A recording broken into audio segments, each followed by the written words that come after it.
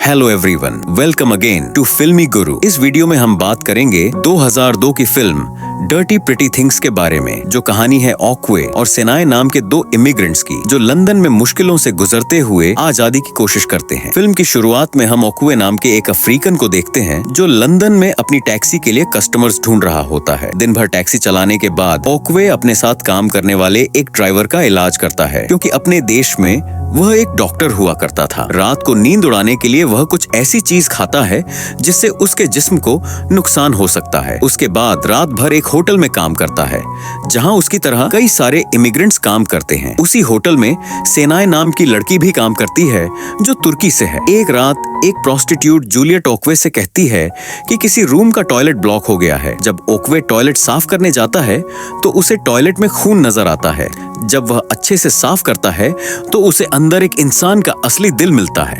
ऑकवे समझ नहीं पाता कि वह उस दिल का क्या करे। तभी वहां होटल का मैनेजर जुआन आ जाता है। ऑकवे उस दिल को जुआन के पास ले जाता है और कहता है कि पुलिस को इसके बारे में बताना चाहिए, पर जुआन उसे धमकाता है और कहता है कि अगर पुलिस आ गई तो तुम्हें अपने इमिग्रेंट होने की सच्चाई बतानी पड़ेगी। ये सुनकर ऑकवे चुप हो जाता है। जुआन कहता है कि हर रात होटल में कोई न कोई आता है जो अपना बुरा काम करके निकल जाता है, और अब ऑकवे को इस चीज की आदत डाल लेनी चाहिए। गुई नाम का एक आदमी जो एक मोर्चरी में काम करता है, ऑकवे का अच्छा दोस्त है। ऑकवे उसके पास दवा लेने जाता है। वही उसे बताता है कि उसे एक दिल मिला है, और ये समझना चाहता है कि कोई इंसान अपने साथ असली दिल लेकर होटल कैसे आ सकता है। गुई कहता है कि इस शहर में ऐसी कई चीजें होती हैं जो समझ से बाहर होती हैं, इसलिए उसे सिर्फ अपने काम पर ध्यान देना चाहिए। सेनाए को लीगल तरीके से लंदन में रहने की परमिशन दी गई है, लेकिन इस शर्त पर कि वह काम नहीं करेगी। इसीलिए ऑकवे उसकी मदद करता है और वो इसके बदले ऑकवे को अपने घर में रहने देती है। लेकिन सेनाए किसी को नहीं बता सकती कि वह एक आदमी के साथ एक ही घर में रह रही है, इसलिए वे दोनों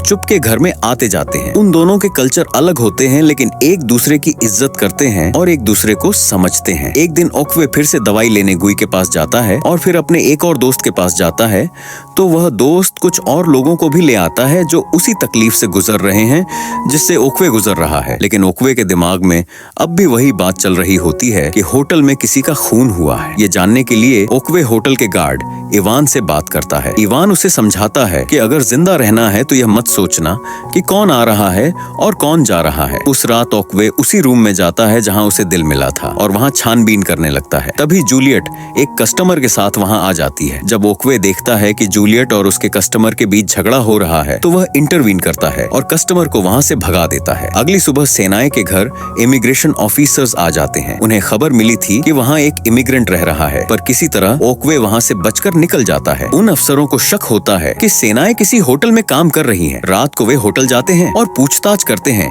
जहां ऑकवे काम कर रहा होता है। सेनाए के वहां आने का वक्त हो रहा होता है। उसे बचाने के लिए ऑकवे इवान से कहता है कि वह गेट पर जाकर सेनाए को अंदर आने से रोके। इस तरह वे लोग सेनाए को बचा लेते हैं। अगले दिन ऑकवे सेनाए से कहता है कि उसे उसका घर छोड़ देना चाहिए ताकि सेनाए को तकलीफ न हो, लेकिन सेनाए उसे रोक लेती हैं और कहती हैं कि वह अपनी नौकरी छोड़ रही है। सेनाए के कुछ पैसे होटल में बचे होते हैं, जिसे लेने के लिए ऑकवे जुआन के पास जाता है। वहाँ वह देखता है कि एक घायल आदमी बैठा हुआ है। तब भेद खुल जाता है और जुआन को पता चलता है कि ऑकवे पहले डॉक्टर था और वह आदमी किसी ऑपरेशन के बाद दर्द में था। उसे तुरंत इलाज की जरूरत थी, पर वह लोग अस्पताल नहीं जा सकते थे। उस आदमी को बचाने के लिए ऑकवे एक अस्पताल गया और काम के बहाने छुपकर वहां से दवाइयां हम ले आया। उस आदमी का इलाज करते हुए उसे पता चला कि उसकी किडनी निकाली गई है और उसके बदले उसे पासपोर्ट दिया गया है, और यह सब कुछ जुआन ने उसी होटल में करवाया था। यह सब बातें जानकर ऑकवे परेशान हो गया और वह चाहता था कि सेनाएं उससे दूर रहे, क्योंकि वह मानता था कि उसकी वजह से सेनाएं किसी मुसीबत में पड़ सकती हैं। लेकिन इमिग्रेशन सर्विस के लोग अब भी सेनाएं का पीछा कर रहे थे। सेनाएं को बचाने के बदले उसका नया बॉस उसे धमकाकर उसके साथ जबरदस्ती करता है। सेनाएं मजबूरी में कुछ नहीं कर पाती। दूसरी तरफ जुआन ऑकवे से कहता है कि वह जानता है कि ऑकवे एक डॉक्टर हुआ करता था और यह भी जानता है कि वह भागा हुआ मुजरिम है। फिर वह उससे जबरदस्ती अपने लिए ऑपरेशन करने के लिए कहता है। ऑकवे कहता है कि उसे इस ट्रैफिकिंग के धंधे में नहीं पड़ना है, लेकिन जुआन कहता है कि उसे हर ऑपरेशन के लिए पैसे मिलेंगे और सेनाएं और उसके लिए भी पासपोर्ट दिया जाएगा। ये सारी बातें ऑकवे गुई को भी बताता है। गुई भी ऑकवे को समझाता है कि उसे सिर्फ कुछ ही ऑपरेशन करने हैं और फिर वह आजाद हो जाएगा। उस रात ऑकवे को बताया जाता है कि एक 8 साल की लड़की को किडनी की जरूरत है और उसके लिए ऑकवे को ऑपरेशन करना पड़ेगा। ये सुनकर ऑकवे सोच में पड़ जाता है। तभी सेनाएं का फोन आता है जो जो रोते हुए कहती है कि वह ओक्वे के साथ यहाँ से दूर भाग जाना चाहती है, लेकिन वह यह नहीं बताती कि उसका बॉस रोज उसके साथ जबरदस्ती करता है। ओक्वे जब घर वापस आता है तो उसे पता चलता है कि सेनाए ने जुआन की बात मान ली है और अपनी एक किडनी देने के लिए तैयार हो गई है।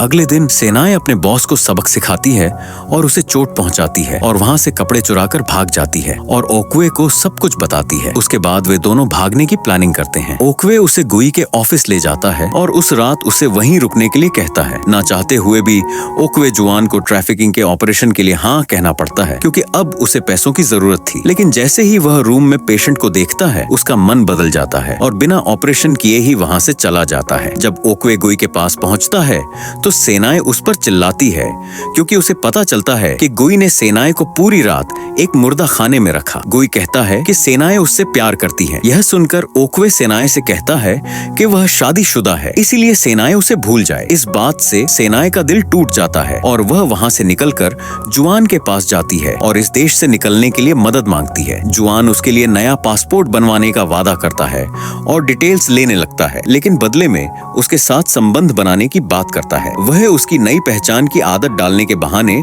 उसका फायदा उठाना चाहता है, पर सेनाए ऐसा होने नहीं देती। फिर जुआन कहता है कि अगर उसने बात नहीं मानी तो वह उसे यहाँ से कभी नहीं जाने देगा।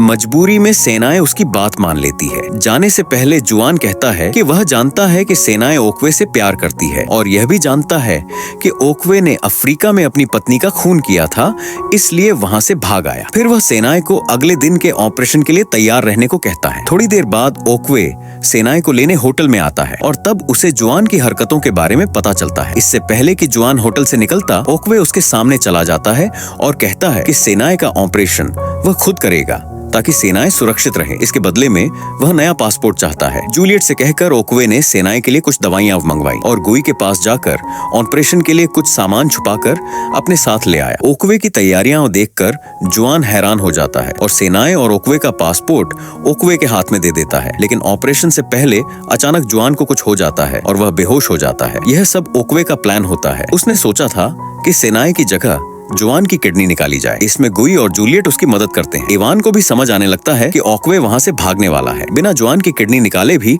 ओक्वे वहाँ से भाग सकता था, लेकिन डॉक्टर होने के नाते ओक्वे उसका इलाज करने का फैसला करता है और फिर जुआन की किडनी लेकर वह जुआन ही के कस्टमर के पास जाता है। किसी तरह उस किडनी के बदले उन्हें पैसे मिल जाते हैं। सबको पैसे बांटकर ओक्वे और सेनाए गुई की गाड़ी में एयरपोर्ट की तरफ निकल जाते हैं। जाते हुए ओक्वे सेनाए से कहता है कि अफ्रीका में पुलिस वालों के धमकाने पर उसे अपनी पत्नी को छोड़ना पड़ा, जिसके बाद उसकी पत्नी की मौत हो गई थी और इसीलिए ओक्वे अपने आप को उसकी मौत का जिम्मेदार मानता था। एयरपोर्ट पर ओक्वे और सेनाए के रास्ते अलग हो गए। सेनाए को न्यूयॉर्क भेज दिया गया, लेकिन वह चाहती थी कि ओक्वे हमेशा उसके साथ रहे। उसने ओक्वे को न्यूयॉर्क में रह रही अपनी बहन का एड्रेस दिया ताकि ओक्वे बाद में उसके पास आ सके। आखिर में वक्त और हालात के चलते दोनों अलग हो गए। ओक्वे ने अफ्रीका में रह रही अपनी बेटी से कहा कि वह घर वापस आ रहा है और इसी के साथ यह शानदार मूवी खत्म होती है। Thank you for watching my video. अगर आपको यह वीडियो पसंद आई हो तो लाइक, शेयर और कमेंट जरूर करें और चैनल को सब्सक्राइब करना मत भूलिए।